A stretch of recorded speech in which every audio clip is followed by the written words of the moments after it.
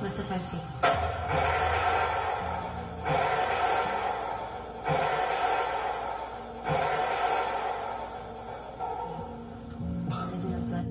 Wala na. Naiyak na ako kasi grabe ang effort.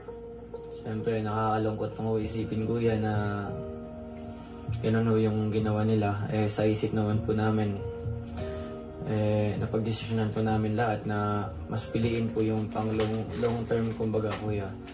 Kasi siyempre pag binato namin yung sa kanila, alam namin na masasaktan sila. Sa puntong ito, magpapatuloy ang oras.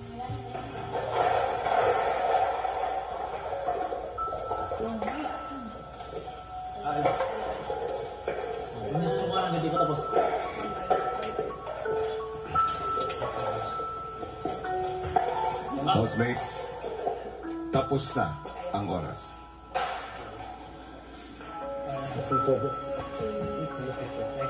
Congrats guys, congrats. Halika.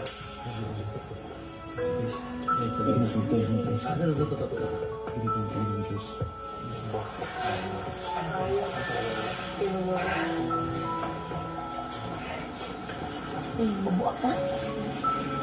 Anything for the papa.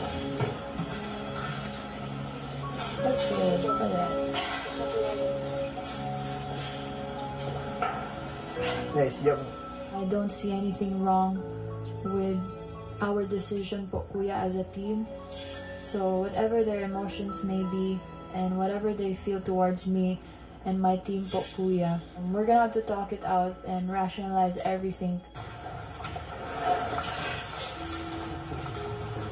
Para sa akin kuya, kung pagbabasihan po sa rules, naging patas naman ho sila. Pero kung pagbabasihan po sa rules ng magkakaibigan, hindi po sila naging patas kuya.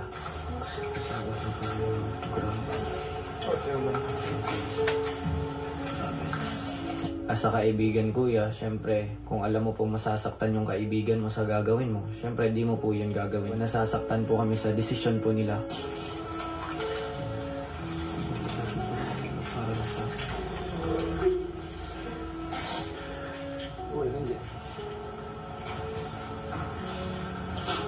Sarili ko lang naman po ako nagagalit ngayon kayo.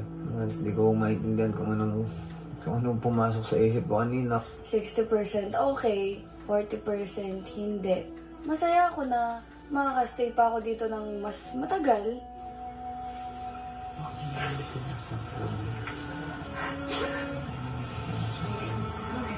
They would be the ones at risk for the nominations. Hindi ko naman inisip. Masaya ngayon ako sa ito. Kung ano yun. Hilot. Para yun lang ako sinutunin ng pangalan. Hilot. Yeah. Okay lang.